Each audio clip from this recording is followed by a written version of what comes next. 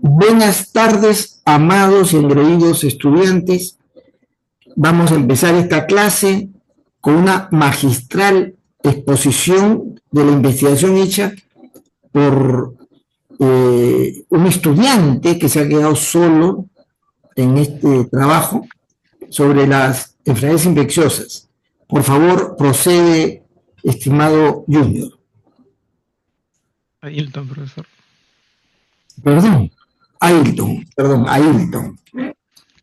Buenas tardes, profesor y compañeros todos. En este caso, mi investigación fue enfermedades infecciosas. Bueno, estos son los puntos a tratar: la introducción, definición, contexto, entre otros. Comencemos con la introducción. Bueno, las enfermedades infecciosas han representado una amenaza constante para la salud y el bienestar de las poblaciones a lo largo de la historia. Hay registros desde el antiguo Egipto hasta la actualidad, y a través de este tiempo, la forma en cómo se estudian y comprenden estas enfermedades ha evolucionado notablemente. Y hoy en día se aplican modelos dinámicos para poder predecir y tomar estrategias en contra de estas enfermedades. Bueno, empecemos con la definición. Según la RAE, infeccioso se define como que produce o tiene la capacidad de contagiar. De esta forma, una enfermedad infecciosa es aquella alteración en el estado de salud que es causada por agentes patógenos como virus, bacterias, hongos o parásitos que se transmiten o contagian de una persona a otra o de un animal a un humano, lo que hace que sea propagable dentro de la población. Continuando con el contexto, como les mencioné, en el antiguo Egipto, en el papiro de Ebers, se menciona que alrededor del año 2000 a.C., algunas fiebres pestilentes que probablemente correspondían a enfermedades infecciosas. También, ya más en la actualidad, en el siglo XVII, Bernoulli proponía un modelo matemático para explicar la propagación de la viruela.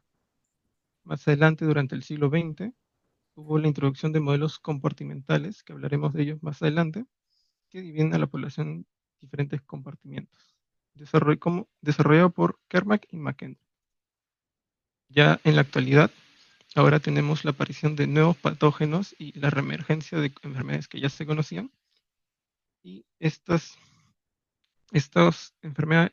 nuevas apariciones son causadas por el constante cambio que hay en el mundo, así como el cambio ambiental y social. Ambiental sería como el cambio climático, la contaminación. En los sociales sería que ahora hay una mayor posibilidad de que las personas se puedan trasladar, es decir, hacer vuelos internacionales o nacionales. ¿Cómo funcionan las enfermedades infecciosas? Bueno, como les mencioné, los causantes de las enfermedades infecciosas son patógenos. Y bueno, comenzaría ingresando a un organismo a través de las vías de cómo se contagie, como puede ser esta inhalación o ingestión. Y una vez dentro del patógeno, se replica utilizando los recursos del huésped, las células del huésped, se duplica.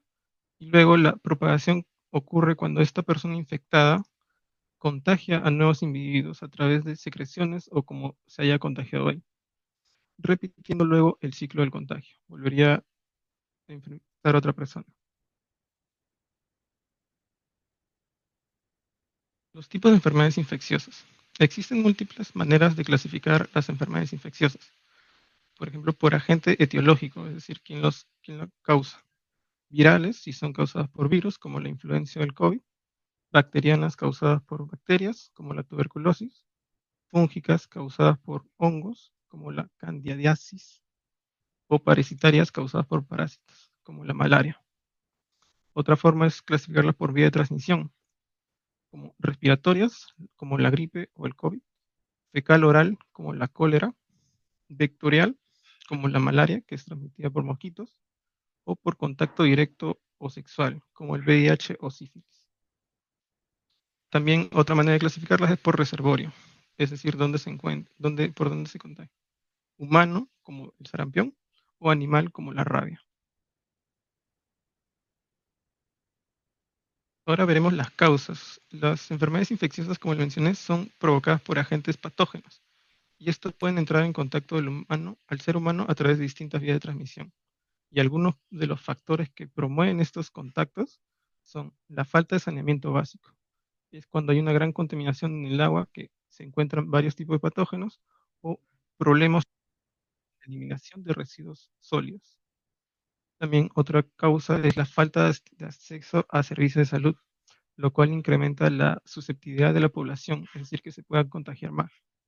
Otros aspectos son el cambio en el uso de la tierra o deforestación, que promueve el contacto con los vectores silvestres que portan patógenos, o la movilidad global, que es lo que les mencioné, que las personas ahora se mueven más alrededor del mundo o a nivel nacional. Continuando con las consecuencias de las enfermedades infecciosas. Estas consecuencias las hemos visto de primera mano en la pandemia. Las consecuencias sanitarias son una gran cantidad de enfermos, una gran cantidad de personas fallecidas, una alta presión sobre los sistemas de salud que puede causar su colapso, y la aparición de cepas más resistentes a los medicamentos para las enfermedades. En las consecuencias sociales tenemos la disrupción de actividades cotidianas. Ya no podemos realizar nuestras actividades de día a día. Hay una estigmación a las poblaciones infectadas, ya que existe un medio de que se contagien, y una restricción de movilidad. En las consecuencias económicas tenemos la pérdida de productividad, hay una mayor gasto en la salud pública y privada, hay una disminución de turismo e inversión extranjera.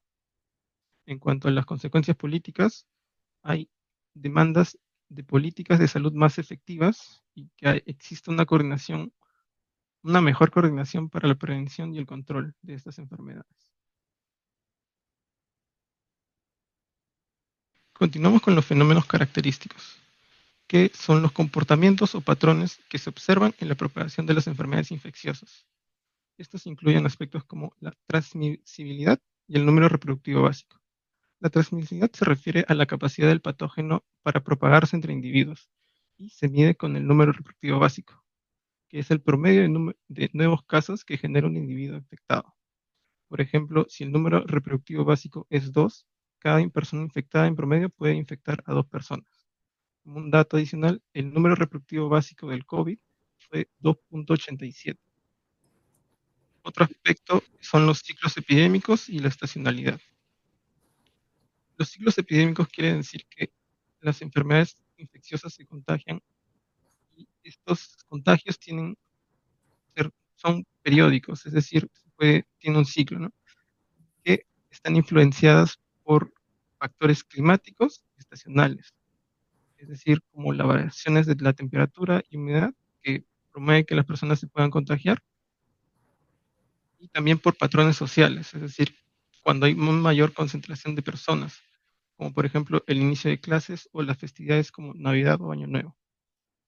Estos ciclos tienen componentes, que es el siguiente aspecto: el crecimiento exponencial y los comportamientos sigmoidales de estos ciclos. El crecimiento exponencial corresponde a la primera parte del ciclo, que es cuando la epidemia crece de manera muy rápida, ya que hay una gran cantidad de personas que se puedan contagiar. La siguiente parte es el pico de la enfermedad, que es donde se alcanza el punto máximo de infección, ya que hay una menor cantidad de personas que se pueden contagiar, y ya hay unas respuestas, ¿no? Como una respuesta del sistema inmune. Luego sigue la fase de decaimiento, que es cuando comienzan a decaer los casos infectados. También, ¿puedes darme brevemente un comentario más? Que han de recordar después todos. Acá, Ayton justamente está mostrando algo que en la dinámica de sistemas se llama tipología. La tipología. Normalmente en los fenómenos hay formas tipológicas, ¿no? Esta forma, digamos, de comportamiento cíclico y además sigmoidal es típico de este tipo de fenómenos, y eso ayuda al modelador a que luego pueda evaluar si lo que ha hecho está respondiendo correctamente a la característica del fenómeno. Cierro el paréntesis. Sigue, Héctor. Ok, bueno, como el profesor mencionó, este comportamiento sigmoidal, que es lo que se ve aquí, un tipo de S, que se ve por aquí, hasta el punto pico, la fase de pico, es, el, es donde se ocasiona, este comportamiento sigmoidal refleja que aunque la enfermedad sigue presente, su propagación se mantiene o va a empezar a disminuir. El siguiente aspecto es el caos o es inestabilidad dinámica, ya que para modelar se pueden tener pequeñas variaciones en las condiciones iniciales, como distintos tipos de exposición de las personas o los distintos tipos de respuesta de los sistemas inmunes de las personas. Estos pequeños aspectos pueden provocar grandes diferencias en cómo evoluciona la epidemia. Y estos fenómenos pueden dar lugar a comportamientos no lineales, oscilatorios o incluso caóticos, complicando el tipo de modelo o la predicción y el control de la enfermedad. Continuamos con los procesos dinámicos. Los procesos intrasistémicos, que son procesos que se refieren a lo que ocurre dentro de un organismo infectado, en este caso a nivel celular y molecular, como por ejemplo la interacción entre el patógeno y el huésped. Como les mencioné, el patógeno se adhiere al huésped y, y en las células ingresa a las células y utiliza los recursos que tienen para poder duplicarse. En este caso, el huésped tiene una respuesta inmune. El sistema inmune activa mecanismos de defensa, que es la generación de anticuerpos, para poder neutralizar la infección. Otro proceso intrasistémico son los bucles de retroalimentación. La retroalimentación positiva es cuando la replicación del patógeno hay una ausencia en la respuesta del sistema inmune, potenciando esta replicación.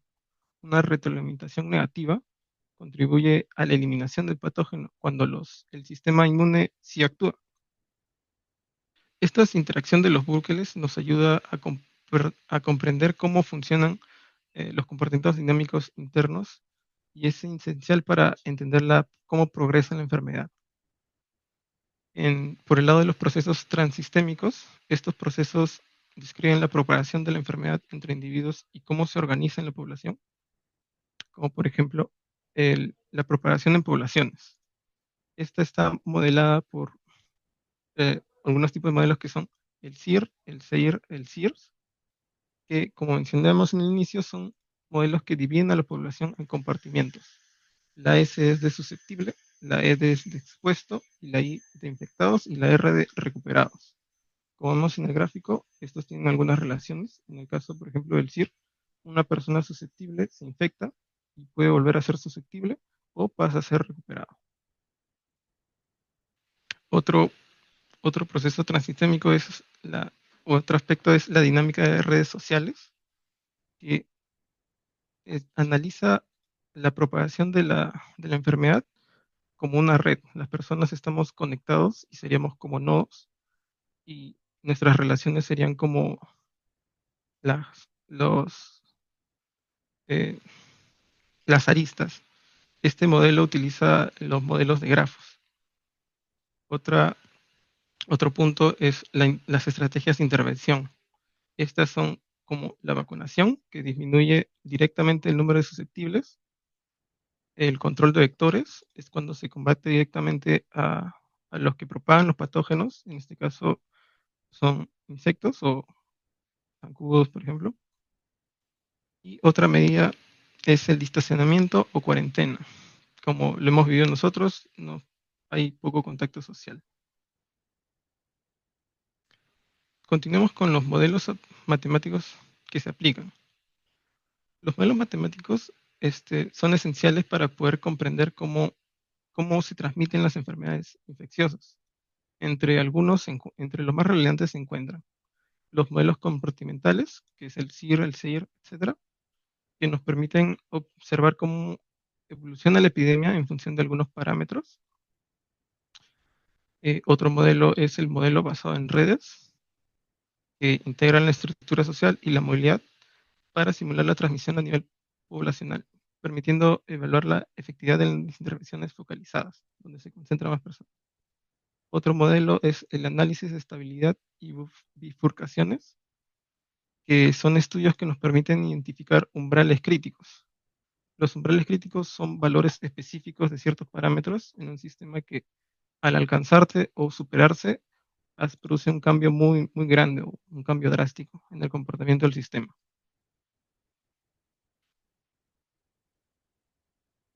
Bueno, las conclusiones. En conclusión, la propagación de una enfermedad infecciosa es compleja, por lo cual se utilizan los modelos matemáticos, y es el resultado de la interacción de factores biológicos, ambientales y sociales.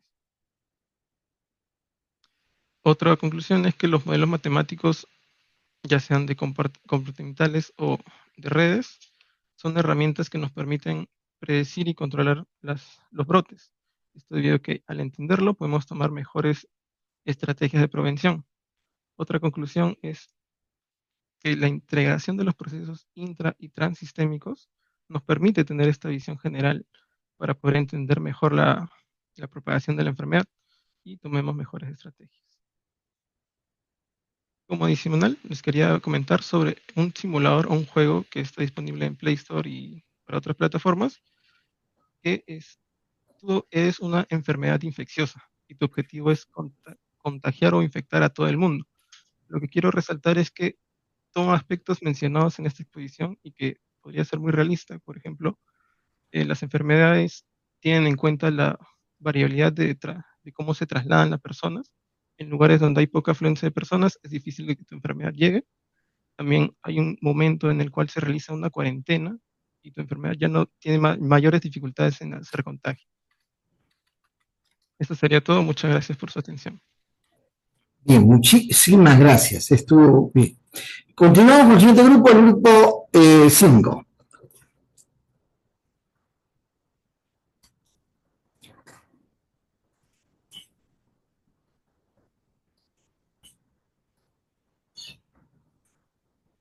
Se logra visualizar.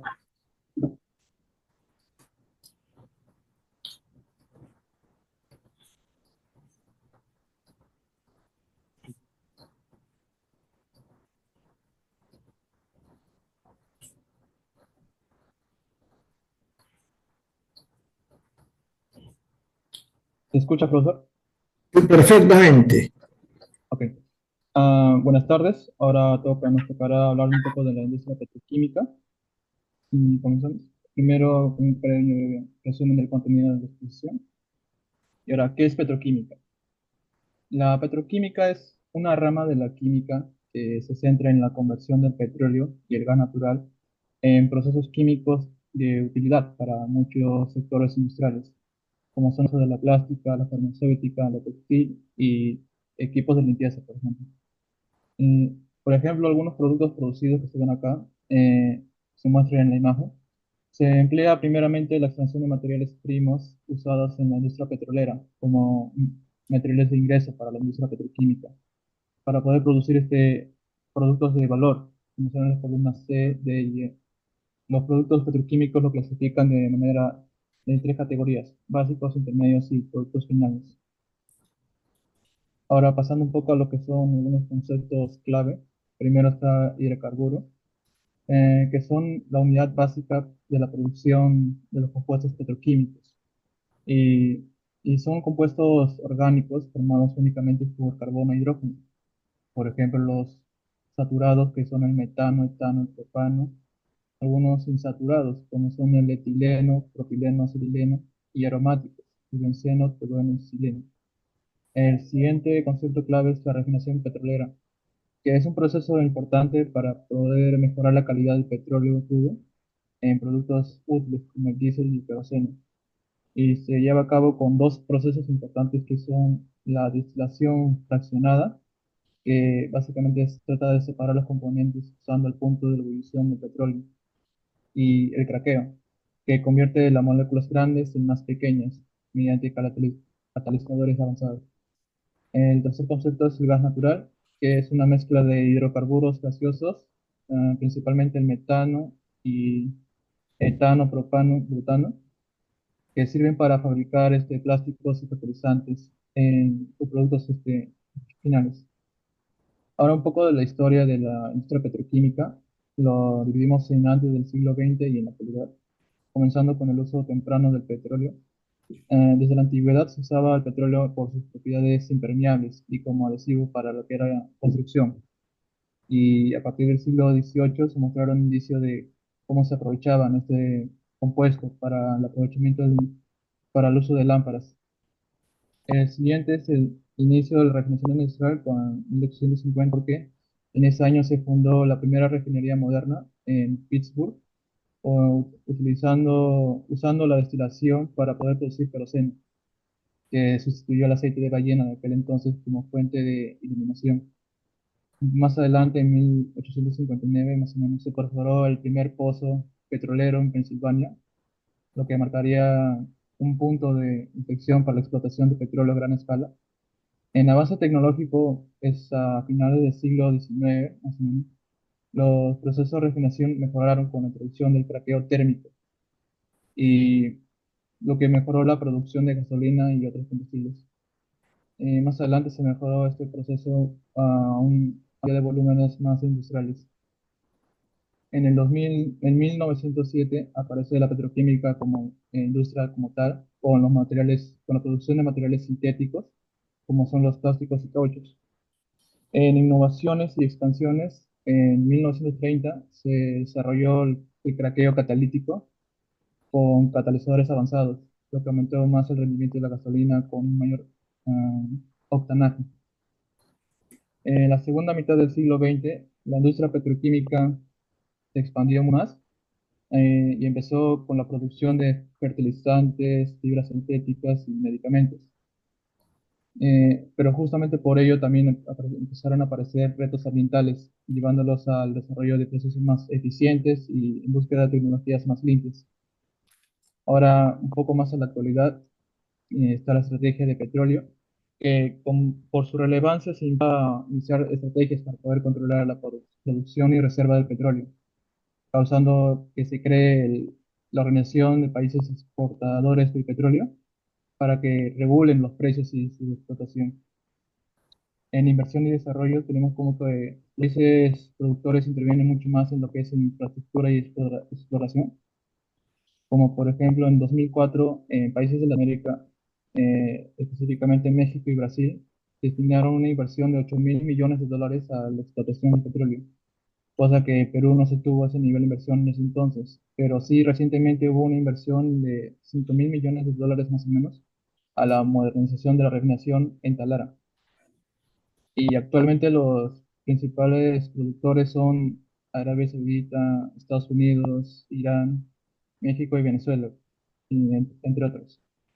En 2022 Estados Unidos lideró producción, tenía un alcance de más de 108 millones de barriles diarios aproximadamente.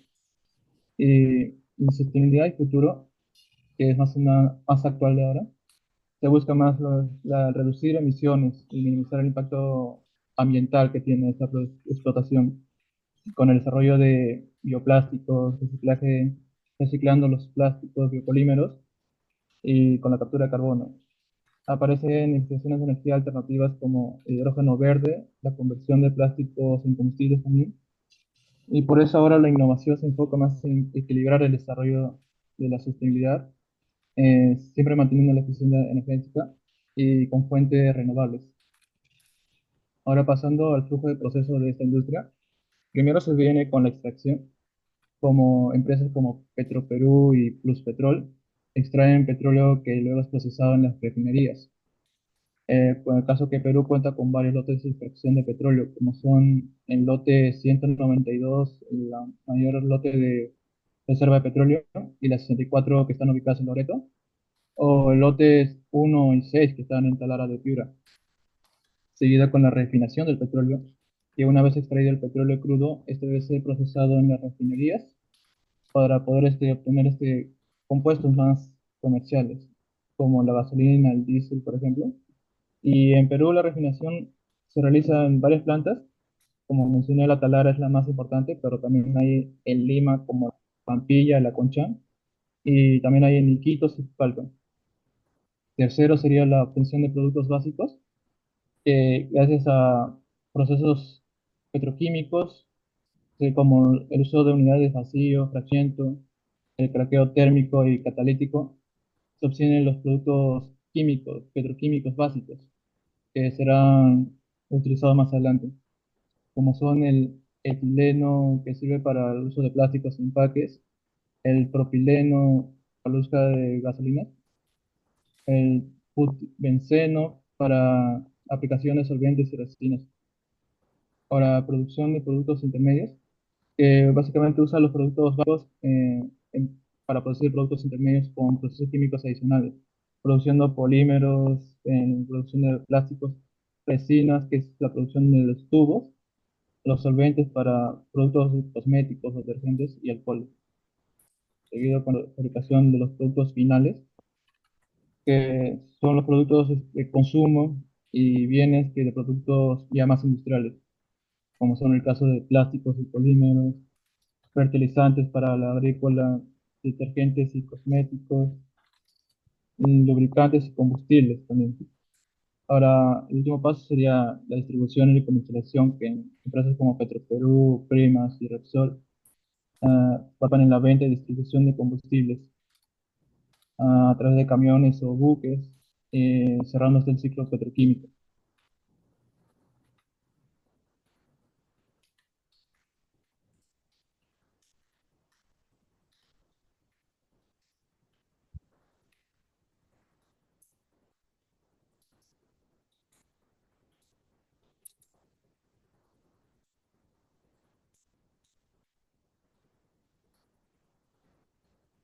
Buenas tardes, profesor. ¿Se me escucha?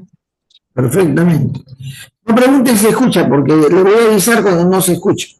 Casi Sí. para, sí, ya no escucho, pero empezó a desarrollar. Continúa. Eh, Entonces, desde esta perspectiva, entendiendo cómo funciona la industria petroquímica, ahora podemos cómo se ve de manera externa. Ahora, desde una perspectiva global, entendemos que la demanda de productos petroquímicos ha tenido un crecimiento enorme. Por lo tal, se está previendo que para el 2050 necesitaríamos 7 millones de barriles adicionales. Entonces, esto abarca que en el mundo está tomándose mucha importancia a los plásticos, fertilizantes y combustibles. Ahora, en la parte de la producción de estos productos petroquímicos, se necesita mucho consumo energético, tal alto que sería el 10% mundial, y una emisión de CO2 del 7% mundial, dándonos así que debemos tomar medidas sobre esta industria, ya que tiene un impacto muy fuerte en el mundo. Ahora, entendamos también que la industria es muy costosa, por lo tanto, existen muy pocas que pueden competir en este ámbito. Generalmente, como bien mencionó, Estados Unidos, Rusia, entre ellos las empresas más dominantes son el BAS, Dow, Sinopec, Mobil, Cell, y por lo tanto, a la vez de hacer pocas y también impactar tanto en el mundo, necesitamos regulaciones. Así que a nivel mundial hay gobernanza internacional donde está el convenio de Estocolmo, Basilea. En esos convenios tenemos regulaciones de lo que debería ser la parte de salud y la parte de social, como impacto social. Ahora, si tocamos un poco más cercano, que es Latinoamérica, entendamos que nosotros producimos tan solo el 3,8 de lo que necesitamos y consumimos 4%, 4,7 mundialmente. Entonces, lo que me refiero con esto es que tenemos un déficit, consumimos más de lo que de lo que producimos. Como podemos ver, la producción se encuentra muy concentrada ahorita. El 85% de lo que producen en Latinoamérica es México, Brasil, Argentina, Colombia y Venezuela, donde solamente Brasil y México son los que tienen exportaciones,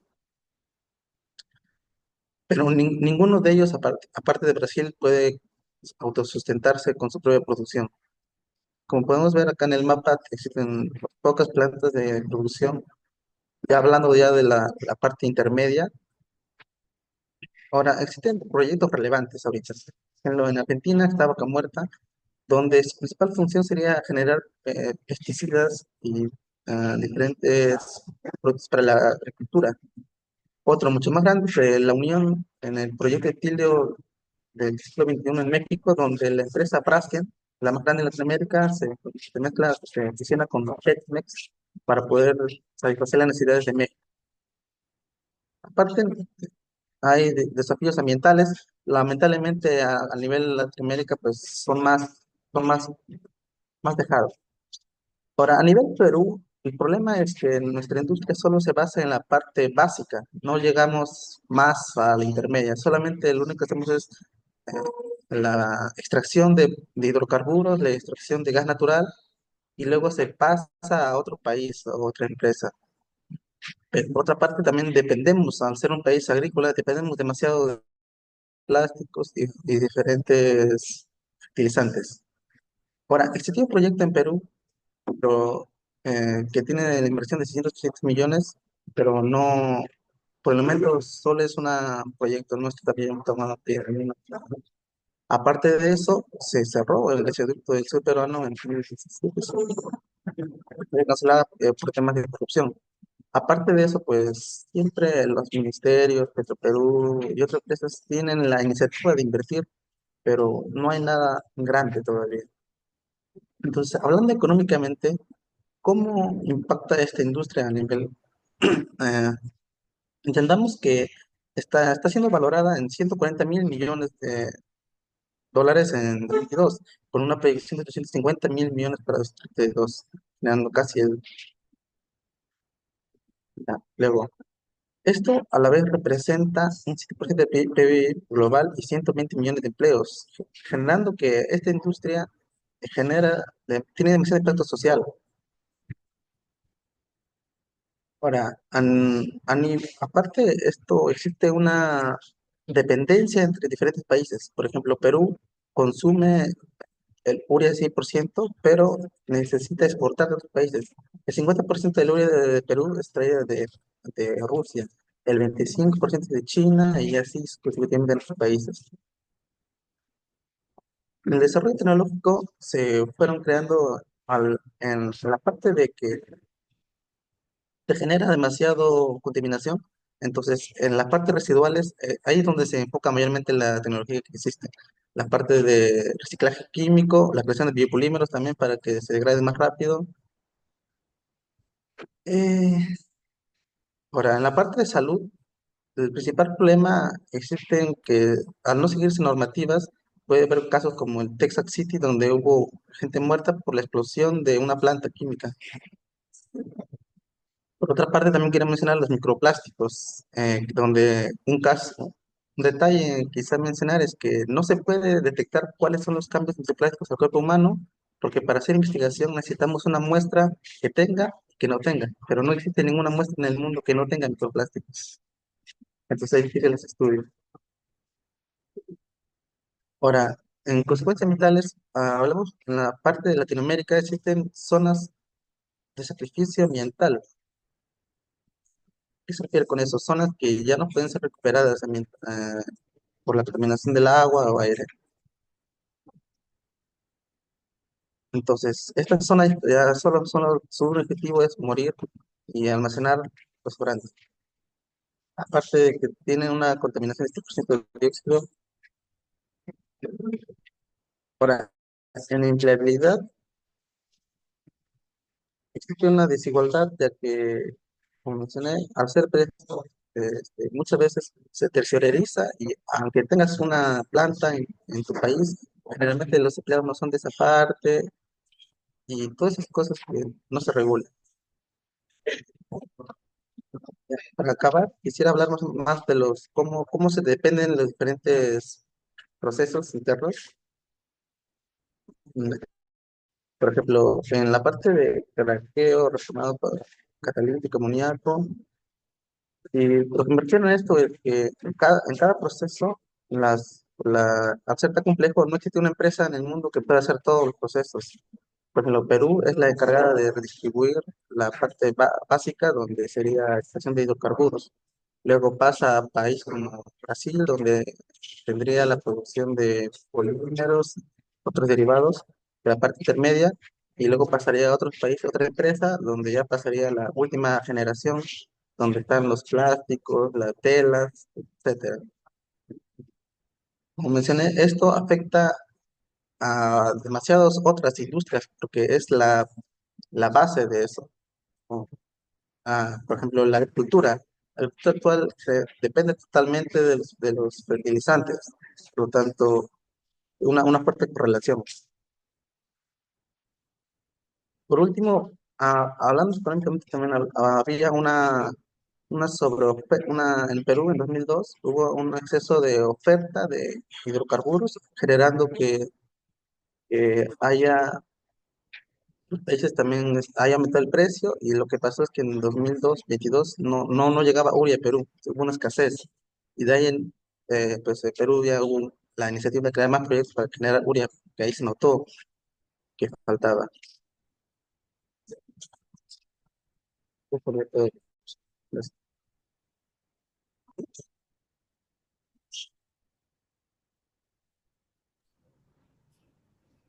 Bien, muchas gracias. Siguiente, por favor. El grupo 6.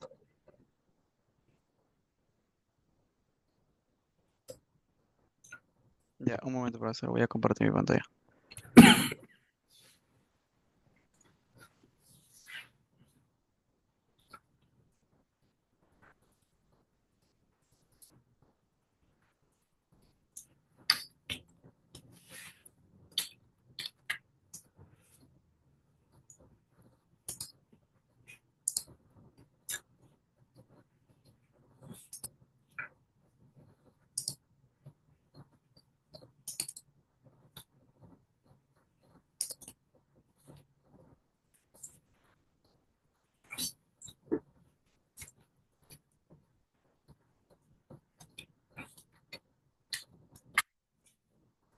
No se escucha nada. Sí, ya, un ratito. Ya.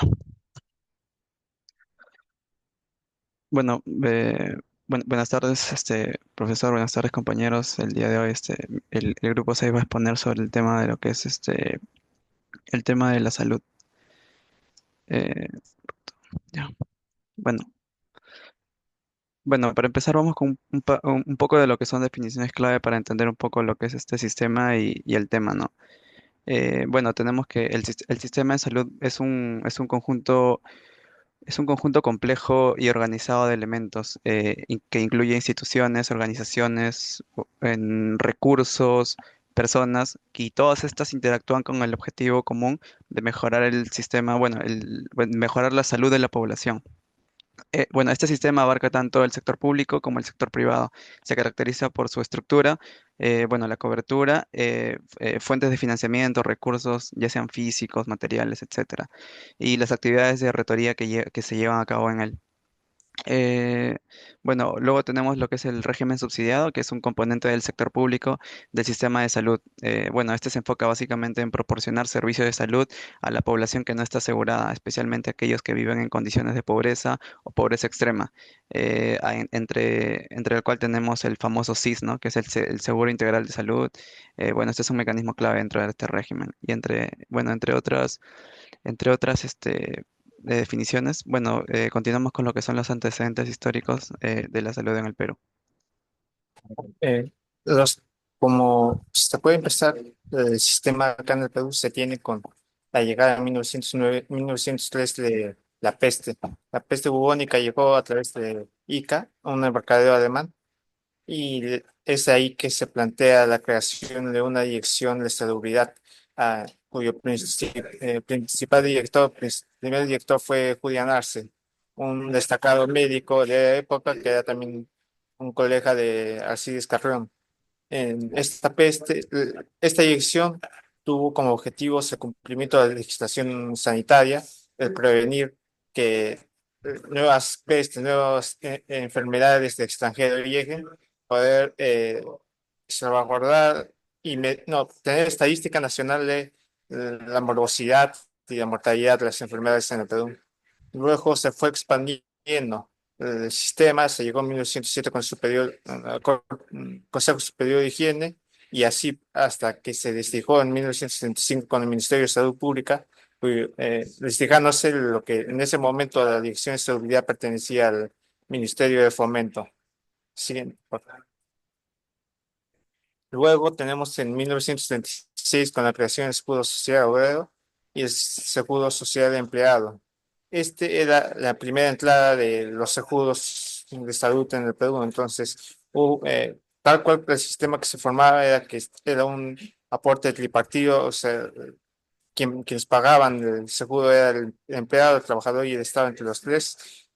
Se cambió de lo que era antes el servicio privado, todo, cualquier persona que necesitaba algo, un empleado iba al privado, entonces fue al público y hubo una sobrecarga de ese servicio, los servicios de salud públicos. Ahí fue la huelga de empleados, como se ve acá en la imagen, en el que se tenía ello porque todos los médicos y al público perdían esa independencia como empleado, esa independencia que tenían con los privados, de poder brindar mejores servicios, de tener un mejor salario y además sobrecarga que también extendían sus horas de trabajo.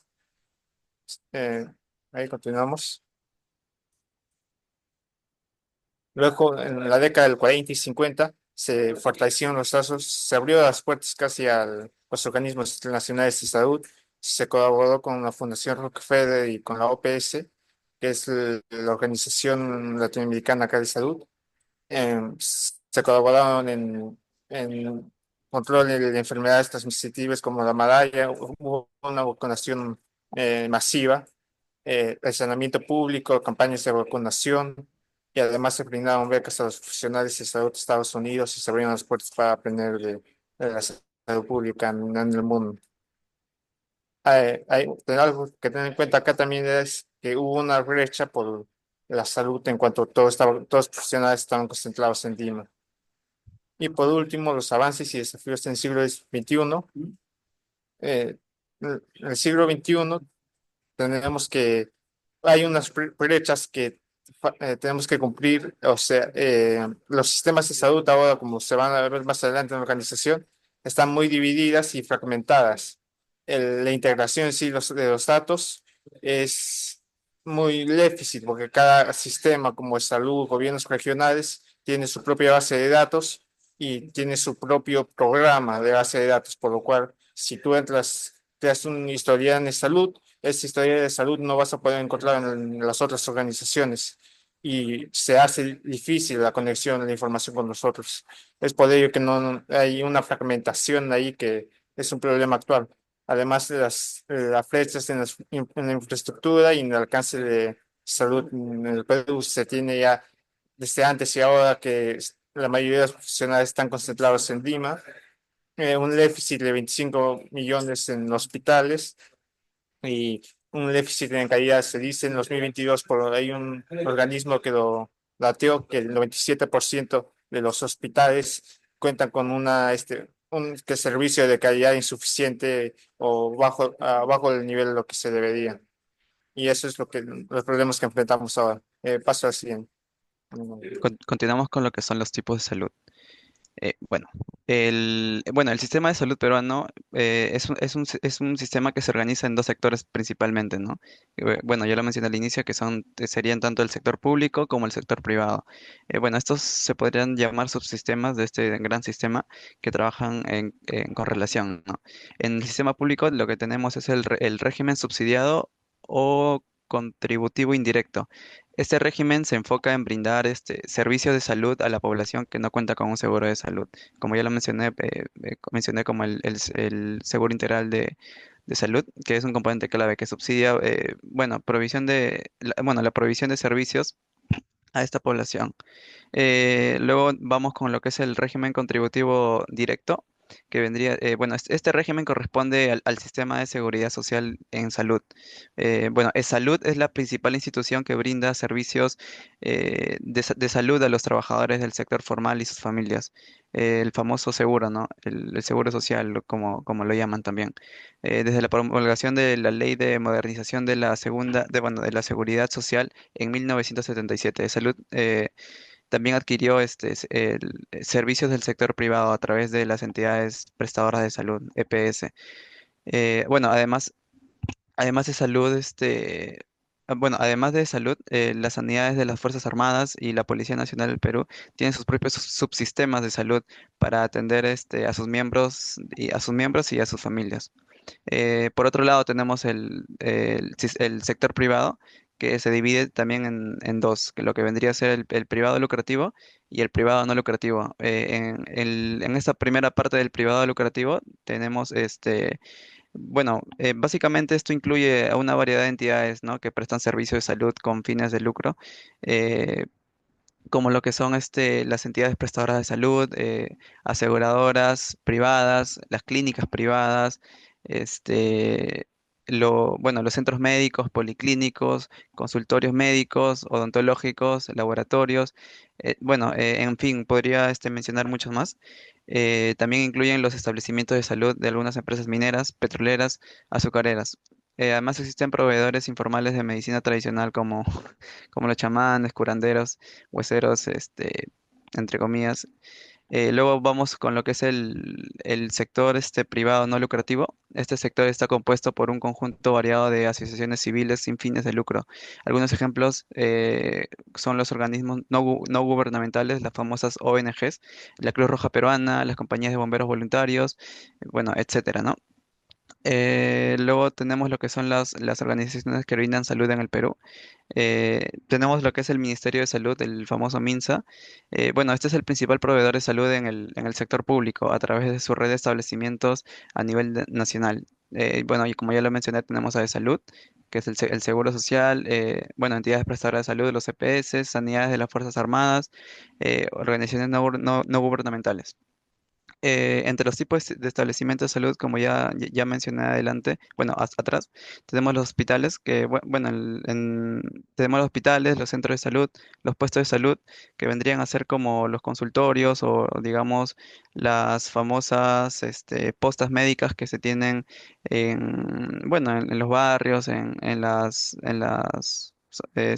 zonas un poco más alejadas, bueno, entre las clínicas y los consultorios. Continuamos. Bueno, ahora vamos a hablar sobre los fenómenos característicos de la salud, que son eventos y situaciones que afectan tanto a la población y esto tiene más que nada consecuencias globales o locales. Bueno, un ejemplo de esto es la pandemia.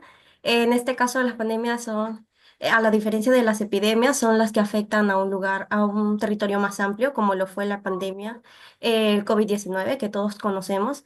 Y según la OMS, causó más de 7 millones de muertes. En las epidemias están como la ébola, el dengue. Bueno, otras más están las enfermedades crónicas. Estas son enfermedades no transmisibles. Acá se ve como como la diabetes, el cáncer. Y bueno, este está en pleno crecimiento. También están las enfermedades infecciosas.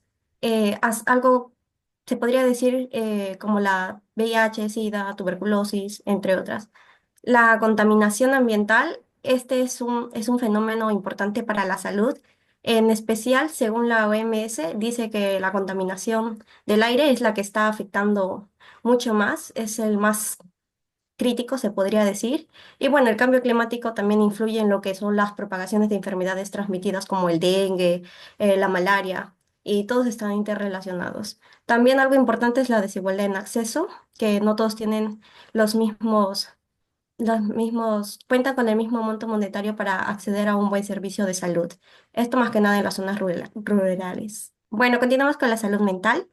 Eh, Este es algo, este es algo crítico que mencionar, ya que los trastornos mentales, como la ansiedad, la depresión, el estrés, se podría decir que es significativo y más que mundial, así como en Perú también. También tenemos la resistencia a los antimicrobianos. Esto se refiere a que se reduce la efectividad de los antibióticos, o sea que cada vez nuestros cuerpos siguen siendo menos propensos a poder frecuentar y no nos hace efecto las pastillas, por así decirlo, porque nos volvemos irresistibles. Continuamos con...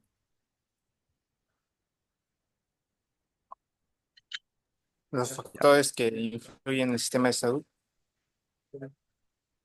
Sí, se tiene como primer factor la estructura y la cobertura, como ya habrán escuchado las expresiones de mis compañeros, se tiene en el sistema de salud peruano el privado y el público.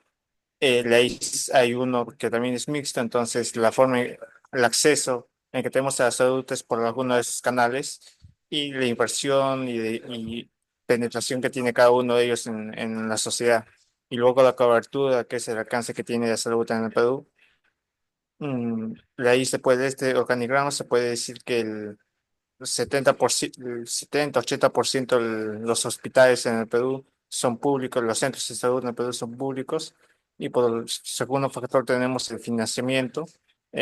Como pueden ver en las gráficas, se tiene que hogares junto con empleados, que es un 60%, y es lo que representa más los recursos que se utilizan en la salud, es el uso cotidiano del ciudadano, lo paga el ciudadano, y luego hay gobierno con 30%, que una parte se va al CIS, y de ahí a través de los gobiernos regionales. Y también se tiene más que nada salud, que tiene un buen porcentaje, por lo cual los seguros están ahí bien posicionados.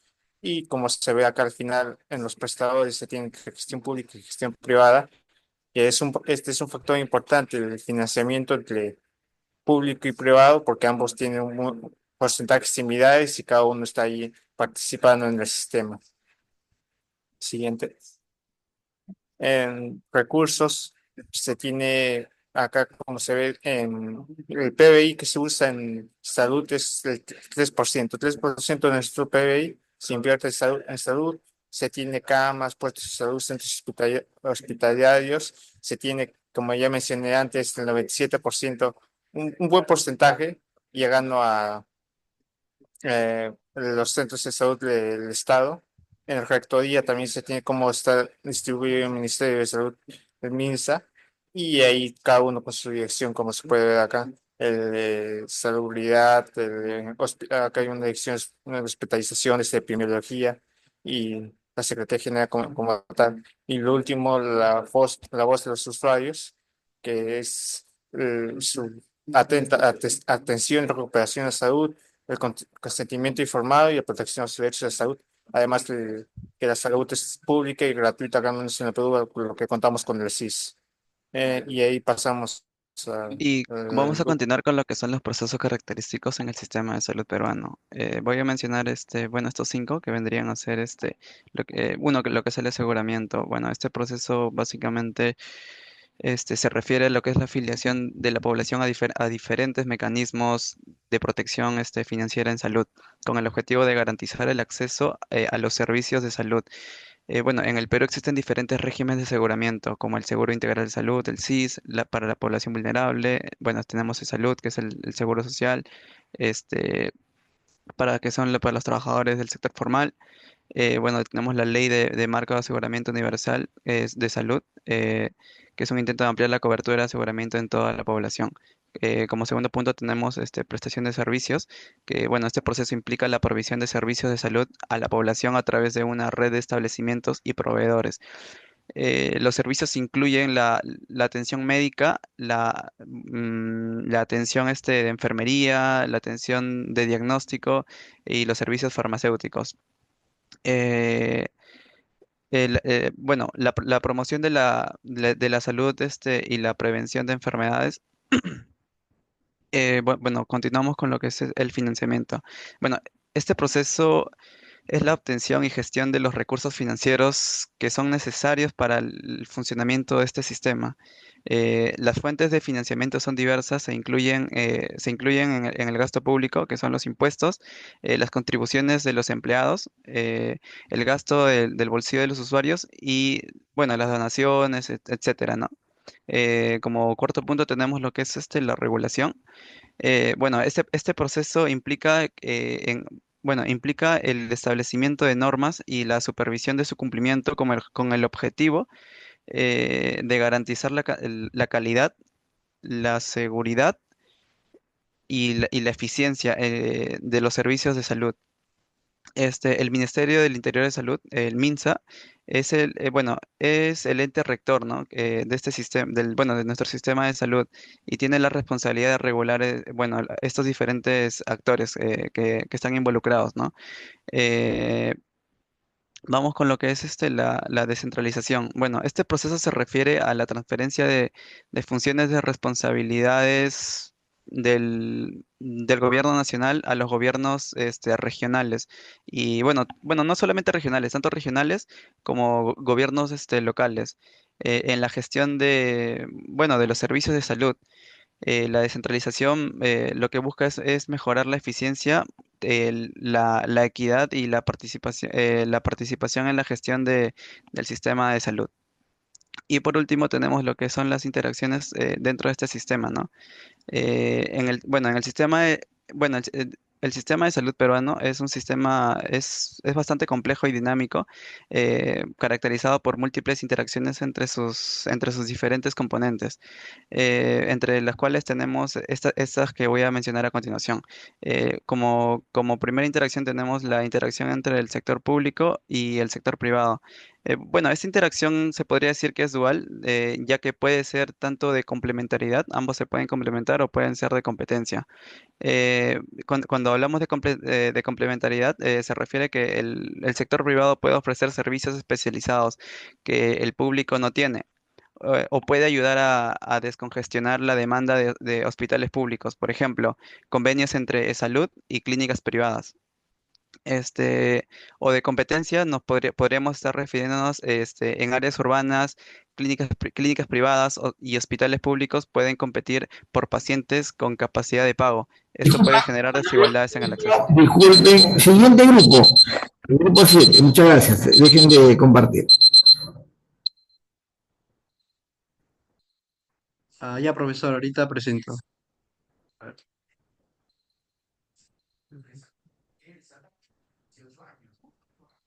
Ya, ya. Buenas tardes, ingeniero. Buenas tardes a todos. El día de hoy vamos a hablarles del tema de industria de software. Bueno, voy a empezar. Voy a empezar con una breve introducción, ¿no? Bueno, el software es el conjunto de programas que permite el funcionamiento de los sistemas digitales. El término fue acuñado en 1950 por John Tukey, diferenciando lo lógico de lo físico en la computación. Desde entonces, la industria del software ha crecido enormemente, impulsando la transformación digital.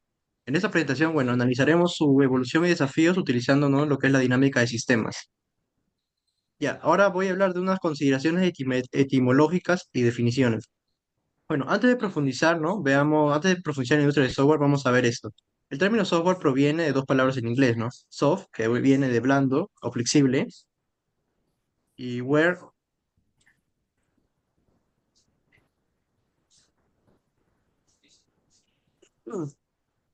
ware que se traduce como mercancía o equipo.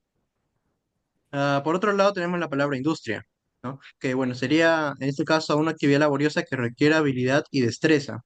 Al combinar estos términos, obtenemos lo que es la industria del software, ¿no? Un sector dinámico con un impacto global creciente.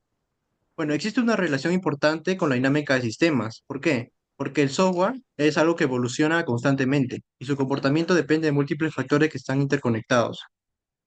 Bueno, según diversas fuentes, la definición de software varía ligeramente, ¿no? Acá, por ejemplo, tenemos el IBM, EEE, el Global Business Consulting y Gartner, ¿no? El IBM y el EEE, bueno, están con su importancia en lo que es la tecnología e innovación. Global Business Consulting y Gartner analizan su impacto en el mundo empresarial y la transformación digital. Bueno, acá entonces podemos decir que el software, bueno, no es solo un código y programación, ¿no?, sino es una pieza clave en la evolución de todos los sistemas modernos. A ver. Ya, ahora también otro punto importante es saber diferenciar el software con otros términos relacionados, ¿no? Como lo que es el hardware y firmware, ¿no? El software, bueno, como ya mencioné, es el conjunto de programas, instrucciones y datos que permiten que un sistema informático funcione. El hardware es la parte física del sistema, ¿no? Como las computadoras, los servidores y dispositivos móviles, entre otras cosas, ¿no? Sin el hardware, el software no podría ejecutarse. Luego está el firmware, ¿no?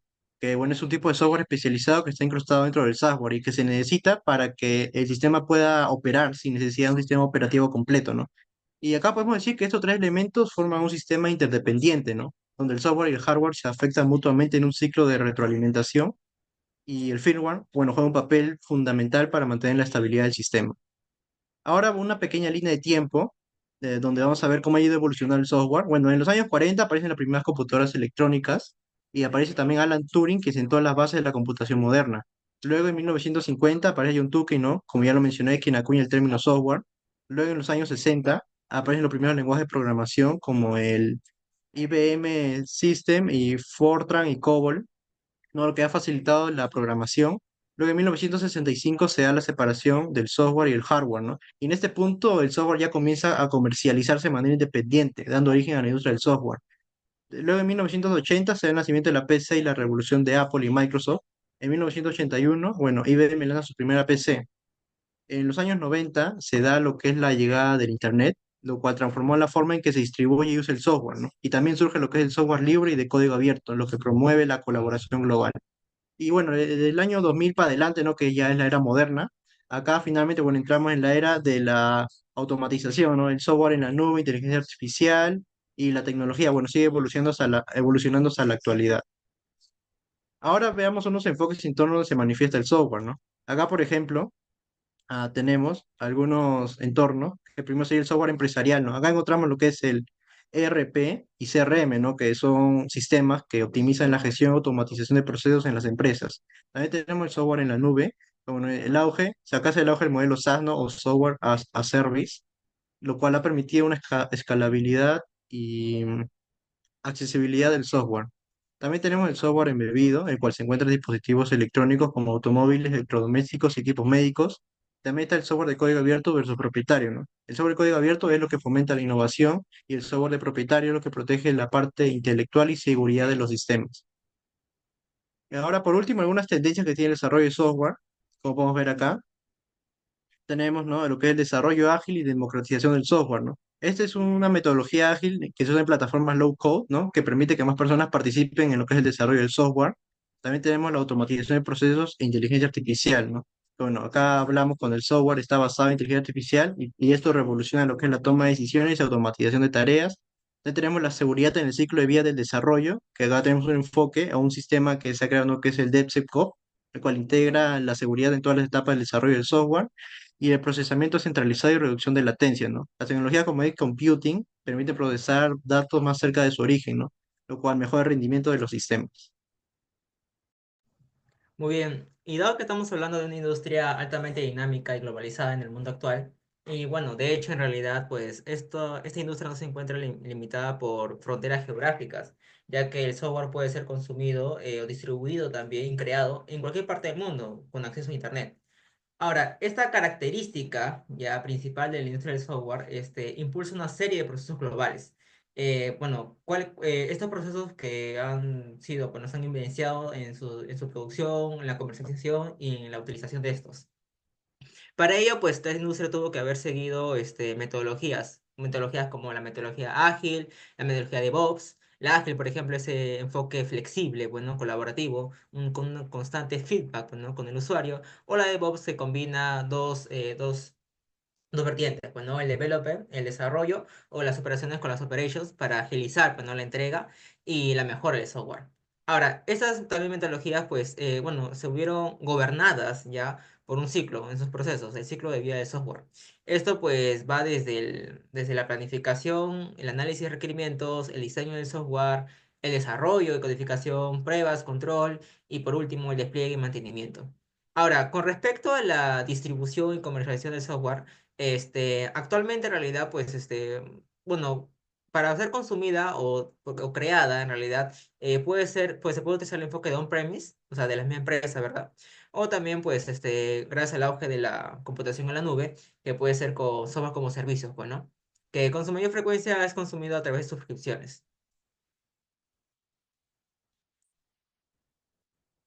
Ahora, en realidad, chicos, esta industria forma parte dentro de un ecosistema, ya, el ecosistema del software.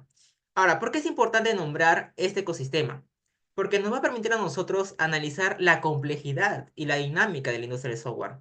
Por ejemplo, esta se puede definir, por ejemplo, por una red de actores, tecnología, procesos. Actores como quienes, desarrolladores, empresas, usuarios, comunidades, tecnología, por ejemplo, componentes, herramientas, plataformas, pues, ¿no? Y los procesos como el desarrollo, la distribución y consumo. Ahora, todo esto evoluciona en conjunto y influyendo, bueno, mutuamente, influyéndose mutuamente para crear productos, servicios de software, bueno, con valor. Muy bien. Ahora, para entender mucho más a fondo esto, no solamente basta con el ecosistema de software, o sea, no es suficiente solamente esto, sino también es importante entender que existe un comportamiento transistémico, muy bien, para que nos va a permitir a nosotros entender múltiples interacciones y dependencias entre todos los sistemas, en este caso entre ecosistemas. Muy bien. Ahora, ¿cuáles son esos ecosistemas en los cuales interactúa el ecosistema de software? Por ejemplo, tenemos el ecosistema natural. Sí, el ecosistema natural. ¿Por qué? Porque este nos va a proporcionar a nosotros la base y la analogía fundamental para comprender la dinámica del ecosistema de software. Por ejemplo, estos conceptos de competencia por recursos, la evolución y la adaptación del entorno o la salud en ecosistemas se reflejan también en la industria del software. Por ejemplo, la competencia por recursos. Actualmente, obviamente, pues la competencia por el talento. ¿Sí o no? El talento, la financiación, el mercado. En la adaptación del entorno, claro está, pues, ¿no? Nuevas tecnologías, adaptarte a tu entorno para sobrevivir, muy bien, demandas del mercado, etcétera. Y con respecto a la salud del ecosistema, hablamos, por ejemplo, conceptos como sostenibilidad. Claro, sostenibilidad, innovación, es decir. ¿Quién más está interactuando en todo ese ecosistema? Y se encuentra el ecosistema de negocios. El ecosistema de negocio, pues, introduce una perspectiva de la captura de valor a través de las redes de organizaciones. Hablamos de proveedores, clientes, bueno, competencia y entre otros. Y otra vez también, por ejemplo, estas influyen también en otros ecosistemas, el ecosistema digitales, de negocio, ecosistemas también de ecosistemas digitales, claro está. Muy bien, que esto pues tiene una mayor influencia al ecosistema de software. Muy bien. Ahora bien, el ecosistema de software no simplemente va a ser un receptor de la influencia de estos, ya, no, sino también va a ser un emisor, ¿ya? ¿Con quiénes? Por ejemplo, y uno de estos es el ecosistema de los datos. Sí, el ecosistema de los datos, o de la creación, el intercambio de análisis de datos, son las actividades centrales. ¿Ok? ¿Y por qué es esto? Por ejemplo, un claro ejemplo son los algoritmos actuales en Machine Learning. Actualmente los algoritmos que son más usados y más potentes, los más robustos, como se mencionan, en su infraestructura dentro de estas, utilizan tecnologías de software. Entonces aquí vemos un claro ejemplo en el cual la industria del software tiene un impacto, en este caso positivo, en la industria o en el ecosistema de los datos.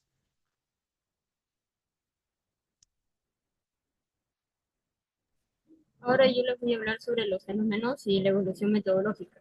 Entre los fenómenos tenemos la crisis del software. ¿Qué es la crisis del software? Fue un fenómeno que se inició en el año 1960 debido a que se presentaron desafíos a la hora de desarrollar el software a alta escala. ¿Qué ocurría en esta época? Habían proyectos que superaban significativamente los presupuestos iniciales. Además, los plazos de entrega se expandieron demasiado.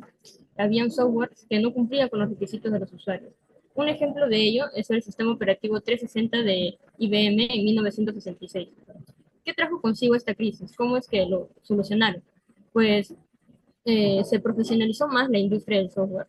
Se adoptaron mejores prácticas, se dio un énfasis en la calidad y hubo una evolución de metodologías. Ahora, ¿qué es el desplazamiento de alcance? El desplazamiento de alcance es lo que ocurre cuando un proyecto se extiende de sus límites iniciales. Por ejemplo, si inicialmente tiene 4 funciones, que luego se les va implementando 5, 6 o más funciones. ¿Qué es lo que genera esto? Pues sobrecostos o retrasos. Luego tenemos la deuda técnica. ¿Qué es la deuda técnica? Viene a ser el costo que se genera por retrabajo. ¿Esto cómo se ve evidenciado? Al momento de desarrollar un software, normalmente se hacen por plazos. Entonces se prioriza los problemas que se presenten que son más significativos para el usuario y se va dejando aquellos que son menos significativos. Y eso se va acumulando a lo largo del tiempo. Y luego se va a tener que solucionar esos problemas significativos generando un retrabajo adicional. Y ese costo se le llama deuda técnica. Luego, en la evolución metodológica, como se puede ver en la imagen, nos damos cuenta de que al principio se están utilizando metodologías tradicionales, como el 19858, el DS5750. Luego ya se va enfocando más en lo que es la industria de software y finalmente lo que se está actualizando hoy en día es las metodologías ágiles, como son el Crystal y el Scrum. Ahora, en lo que es el mercado y la economía, a nivel global tenemos en el año 2022 la industria de software alcanzó un ingreso al mercado de 603.51 mil millones y se espera que para el año 2031 esto llegue a 1.500 mil millones de dólares. Ahora, en su aporte del software al PBI.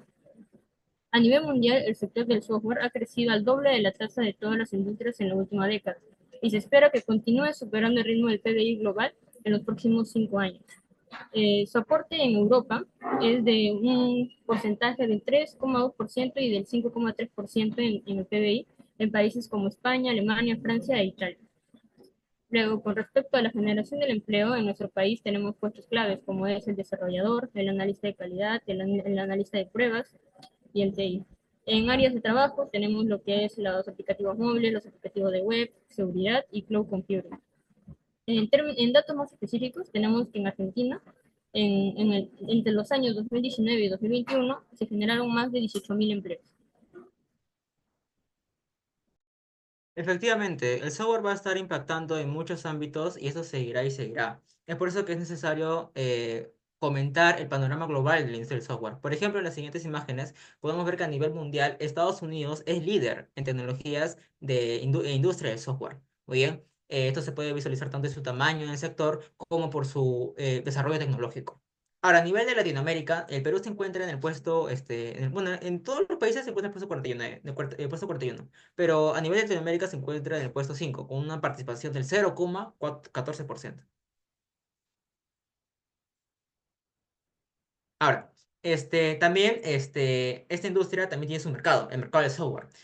Contiene cuatro tipos principalmente: el software de productividad, el software empresarial, el software de desarrollo de aplicaciones y el software de infraestructura de sistemas. Ahora, el que más domina el mercado y va desde el 2019 y se proyecta que va a seguir bueno, hasta este año también, es el software empresarial. ¿Por qué? Porque tiene una mayor participación en operaciones generales. Me refiero a finanzas, marketing, ventas, bueno, o sea, el destacado es software de planificación de recursos empresariales, el ERP. ¿Ok? Entonces, nos damos cuenta que esto pues tiene una mayor demanda y también América Latina con la reciente digitalización que contribuye a la transformación digital. Ok, entonces ya que hablamos de transformación digital, es importante pues comentar el impacto que tiene esta transformación digital, que ha revolucionado el mercado laboral y muchos modelos de negocios en todas las empresas, ¿no? Ahora, por ejemplo, como se puede ver, visualizar en la imagen, se hizo una proyección de la adopción de tecnologías en organizaciones desde el 2023, ¿sí? Hasta el 2027, donde se observa que existirá una mayor implementación en las plataformas digitales y aplicativos, con un 86,4%, y esto seguido de la educación y fuerza laboral con un 80,9%, y también con Big Data Analytics con el 80%. Y esto pues se puede visualizar en otras tecnologías, pero este es el pronóstico que se dice en ese estudio.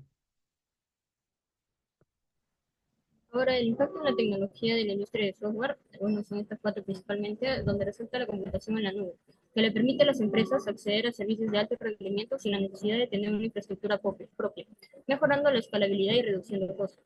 También tenemos la inteligencia artificial con el Machine Learning, lo cual permite crear aplicaciones que aprenden por sí solas y que van mejorando con el tiempo.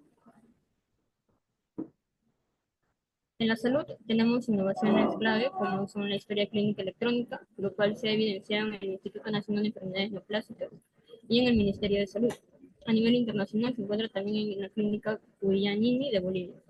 Tenemos la telemedicina, que en nuestro caso se vio en Teletiendo, que fue impulsado por el MINSA justamente para la pandemia, en el cual se puede realizar una cita médica a distancia. Y tenemos dispositivos médicos inteligentes como lo que es Lola, que es básicamente el uso de la inteligencia artificial en la salud, ya que automatiza un seguimiento médico. Esta inteligencia lo que hace es llamar a pacientes recolectando datos.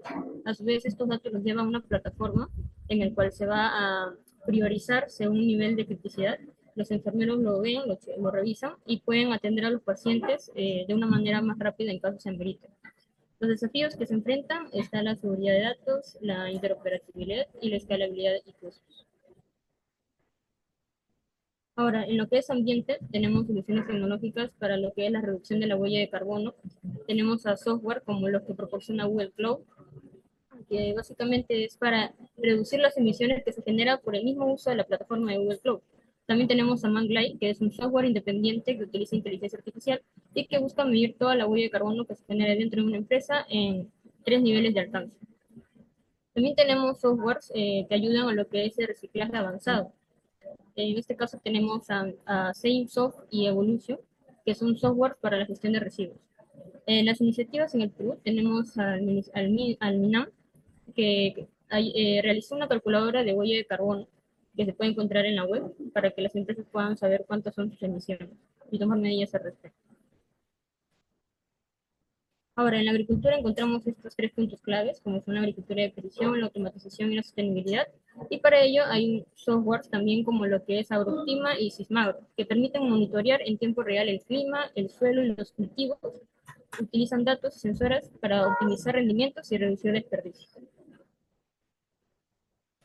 Y bueno, esas serían las bibliografías, y eso sería todo. Muchas gracias. Bien, muchas gracias, jóvenes. Bien, listo. Fíjense, hay varias cosas que les quiero comentar brevemente. Un aspecto va a ser, no, al final, no se olviden que los archivos tienen una denominación que está indicada dichas denominaciones en la rúbrica. Por favor, fíjense bien. No deben equivocarse en cómo establecer la denominación. Investigación, caso, en fin, el número, primero es el número del grupo, espacio en blanco, y esa denominación que le corresponde. Todos los archivos tienen la misma denominación, y la cantidad de archivos depende de la entrega que se debe hacer, o sea, la etapa de la entrega, ¿no?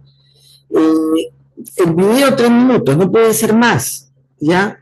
Y debe estar usted bien presentado para hacer el video, para presentar el video. Es muy importante indicar simplemente el tema que están desarrollando, que están mostrando. Estoy mostrando la descripción de un caso de dinámica de sistemas relacionado a la agricultura y lo explicamos, y pum, lo explica. O sea, solamente se refiere a un tema que usted va a mostrar, pero que no interesa a la gente que va a escuchar, que está afuera, que se trata de un curso que usted está exponiendo para recibir una nota, nada de eso. Usted está cogiendo el tema simple y llanamente para aprovecharlo a fin de dar una explicación de algo hacia un público abierto, ¿no?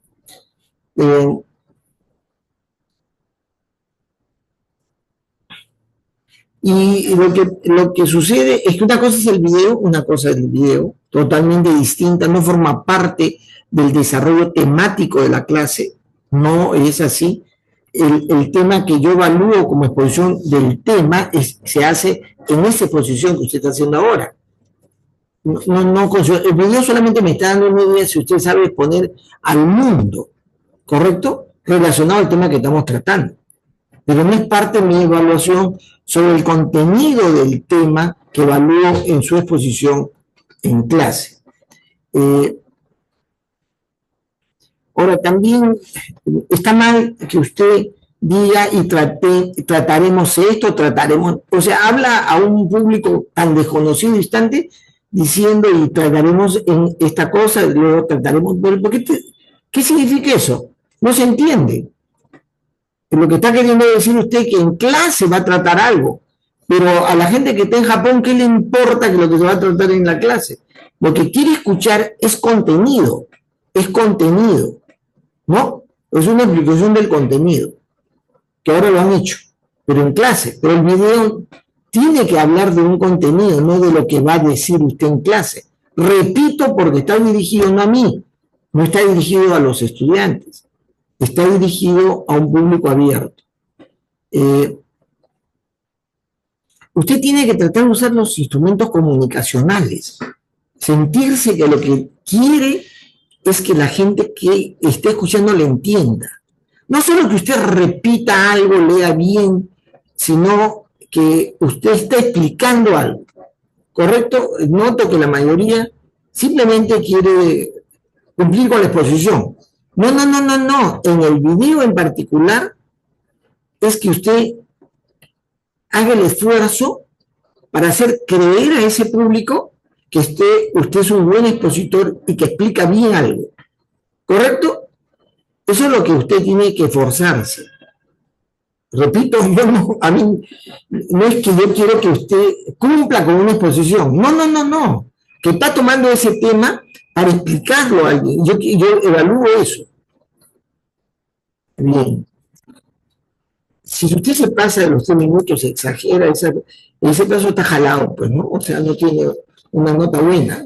Como tiene que centrarse en los 3 minutos. Es una prueba que le estoy haciendo. Si sabe usted resumir, sintetizar algo de tal manera que en 3 minutos puede explicar algo bonito acerca de lo que está haciendo. ¿Ya? Hay que hablar claramente.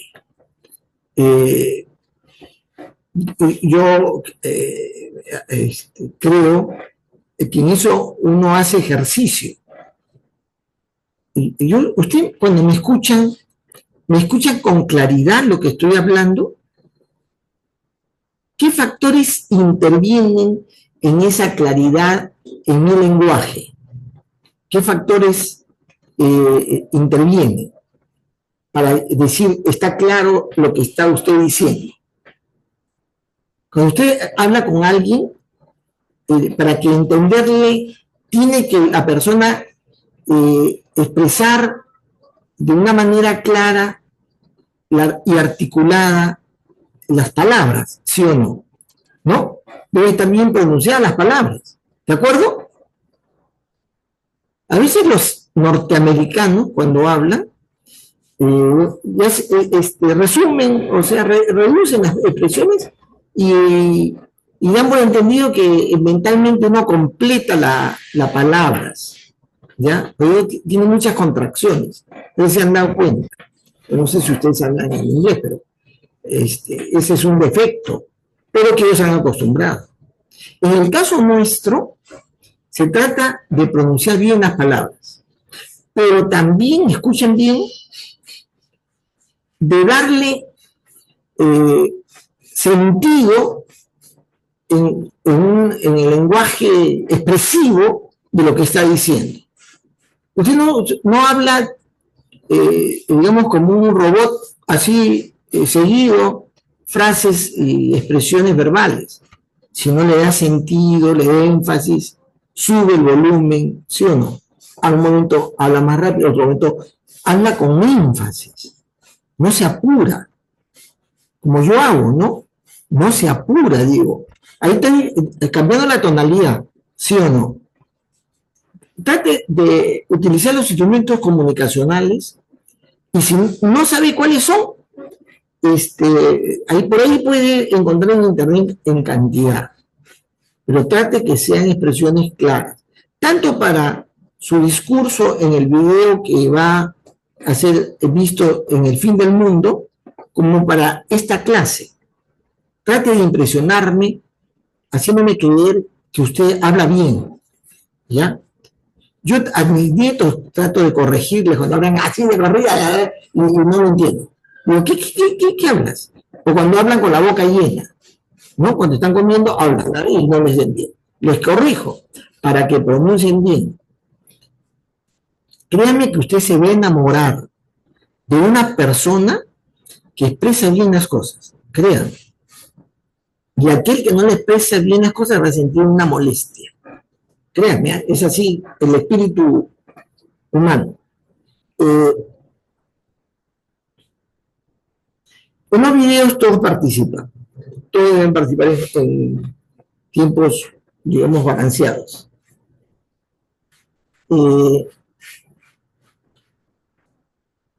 Cuando usted se presenta en el video o acá, hay que presentarse. Somos tales y tales. Este es nuestro tema, que consiste en esto, y luego lo que le corresponde. En todos los casos, en el video como en la exposición en la clase, ¿correcto? De tal manera que quede claro quiénes son. Cuando se nombra en los trabajos, de los documentos, no se olviden, es apellido, nombre, apellidos, nombres, o sea, es mejor que sea con apellidos y nombres completos en orden alfabético, no en orden de quien mejor ha trabajado, que más ha trabajado, en el orden de que hace la preparación del documento. No. Es en el orden alfabético, ¿correcto? Eso es lo que hay que hacer. Y van efectivamente los que han participado en su elaboración. Yo veo qué cantidad de información usted ha obtenido, en este caso, en investigación. Ya. Usted debe usar el espaciado medio o el espaciado simple, no espaciado doble ni triple, pues, o sea, no genere una extensión muy grande de los archivos. Use imágenes, dele necesarios y dele poco peso a los documentos en la que usted va a poner en el trabajo, ¿no? Va a necesitar poner imágenes cuando son gráficos, sobre todo, ¿ya? Ahí va a ser necesario colocar un buen peso. Otra cosa importante es que, como es dinámica de sistemas, presten atención, lo que interesa es entender cómo es un fenómeno, cómo se dan los fenómenos. Cuando se ha hablado de las enfermedades infecciosas, el expositor ha centrado en la explicación de fenómenos, porque puede haber centrado en cómo le dio a él la gripe y cómo esta gripe es parte de una infección, que la gripe lo hace estornudar, le da fiebre. ¿Me puede explicar el detalle de la enfermedad? No me interesa un pito. Lo que me interesa es el fenómeno general del comportamiento epidémico, no sé, o de la difusión de las enfermedades infecciosas, en lo cual él ha hecho y ha mostrado todavía el comportamiento tipológico que les he mencionado, está referido a la manera como los fenómenos infecciosos se comportan en el tiempo. El fenómeno. No me interesa la particularidad, sino cómo se escala de lo que usted ha observado, del último observado. En todos los casos, sí, se han metido y han comprendido el tema, ¿no? Claro que a mí me causa, como se dice, psoriasis, escuchar la relevancia de hacer software, ¿no? Tiene importancia, sin duda alguna, no lo estoy ninguneando, por supuesto, ¿eh? Pero es más importante todos los temas asociados a lo que sucede en el mundo actual. Se puede coger cualquier ámbito no sé, cualquier ámbito de la industria en la cual justamente el software está generando un efecto de cambio, transformación, pero no es el fenómeno que se está produciendo, ¿correcto? También se puede estar definiendo aspectos relacionados propiamente a los fenómenos de la producción de software. También no hay problema. Pero normalmente, así como la pesca, ¿no? Los fenómenos que suceden en el mar son fenómenos que están establecidos por variables, digamos, no controlables, ¿no? No controlables. Son variables que en la dinámica se llaman exógenas, porque son factores que yo no puedo relacionar de tal manera que puedo observar y luego modificar. Son fenómenos que se dan y que no tienen una construcción interactiva necesariamente. Pero sí aquellos otros fenómenos que están vinculados a esa materia, como digo, por ejemplo, la pesca. Porque yo ya tengo como un fenómeno establecido,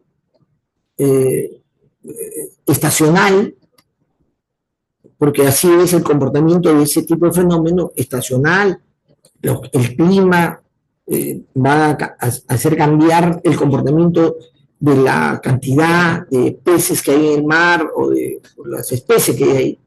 Pero eso está relacionado posiblemente a factores de comportamiento en el ámbito del quehacer humano e industrial. Y eso es sí un fenómeno que está bajo control y que varía, porque varía precio, varía demanda, una serie de cosas que hay que estudiarlo. Y el factor, digamos, marítimo del ámbito sobre el cual la pesca se da es un dato de comportamiento establecido. Es una variable exógena, se le dice a lo que yo quiero estudiar. Y como yo les doy un tema, el tema que yo le doy para que ustedes entiendan algo, lo importante es cómo asocias ese tema a un fenómeno, porque hay muchos fenómenos asociados. Normalmente el comportamiento de un fenómeno, una situación determinada, no depende de sí mismo, ni de factores más cercanos, más vecinales, sino factores mucho más amplios, más extensos, incluso que está geográficamente ubicado en otro lado. Suben los aranceles en Estados Unidos, ¿sí? Están cambiando la política, pucha madre, este tipo, que no sé, ¿no?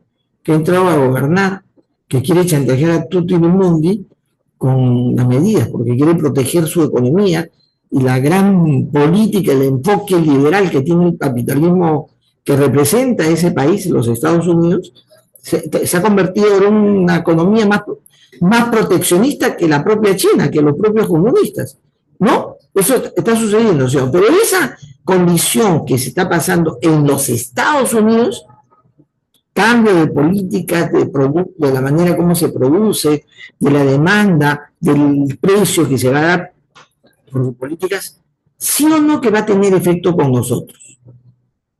Si escuchan la noticia, ustedes saben que la sociedad, ¿cómo se llama? La Asociación de Exportadores del Perú, ADEX, están tomando, conjuntamente están juntando los grandes exportadores para financiar estudios de oportunidad de negocio en otros lugares del mundo, ¿no? Es decir, y eso quiere decir que las características productivas, las características de las especies que estamos teniendo, podrían variar en el Perú, porque son de naturaleza, de preferencia diferente de un país a otro. Si usted se toma una Coca-Cola digamos, en los países arábicos, o se toma una Coca-Cola en Canadá, o toma Coca-Cola de esos países, van a darse cuenta que tiene sabor distinto. No es igual. Nuestra Coca-Cola tiene una gran gasificación y bastante contenido de azúcar. Es bien azucarada, es bien dulce. Salvo pues que la light, ¿no? La cero. Pero a nosotros nos agrada mucho el dulce. Ustedes son dulceros. ¿Sí o no? ¿Rechazarían que alguien les ofrezca unos picarones? ¿Rechazaría un picaroncito calientito después del almuerzo? No, al contrario. ¿Por qué? Porque somos dulceros. Nos encanta el dulce. Ustedes se van a Inglaterra, la gente no le echa azúcar a su té, a su leche, no le echa azúcar. No son dulceros. Y si comen algo con mucho dulce, se sienten mal, les empalaga. Usted come dulce a más no poder. No le da un ataque diabético, un shock diabético de milagro, ¿sí o no? Son costumbres distintas. El efecto que puede tener los fenómenos que se producen en la economía americana, hay que estudiarlo, porque puede tener un efecto con lo que pasa en el país y depende de varios factores. Repito, esta explicación larga que le estoy dando de esto, es para que ustedes entiendan que hay que ver el fenómeno relacionado de manera amplia, no directamente, como en el caso de la pesca. No me van a estar describiendo el desarrollo poblacional de la anchoveta, no sé, eso no me interesa. Eso es un fenómeno que se da independientemente de otros factores. La agricultura es distinta, ¿sí o no? Porque va a depender de la cantidad de fertilizante, de las demandas en otros países, el consumo nacional, en fin, la cantidad de propaganda para hacer etcétera, ¿no? Pero en vez, sí, está relacionado, pero en el tema fuera del mar. No sé si me han entendido con la explicación que lo estoy dando. Yo les voy a publicar las cosas que desearía que el trabajo complemente, supla, que pueda, digamos, considerar para darle una forma mejor a ese entendimiento, ¿ya? Entonces usted va a subsanar. Subsanar no es porque está recontra mal, sí, no, que está mal, no. Es porque yo les empujo a la búsqueda de un entendimiento del sistema de la realidad. Los empujo a eso, ¿ya? Por eso esas observaciones. ¿Está bien? No sienta en ello que yo estoy...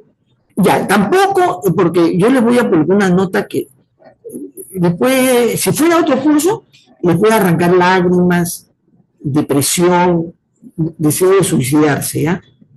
No sé, de querer ir a un especialista o comentarle a su mamá para que lo consuele. Pero no, recuerde que yo le he explicado que esas notas van a ser siempre malas hasta el final del curso, porque yo no quiero que se vayan, no quiero perderlos. Cuando uno trata bien a una dama, o cuando la dama trata bien a un varón, lo trata bastante cariñoso, cariñosamente, totalmente cariñoso, de pronto se va. ¿Por qué? No sé, es una regla. Trátelo progresivamente, bien y serio, no se encaramele mucho, porque justamente cuando uno se encaramela demasiado, sucede que las relaciones no duran.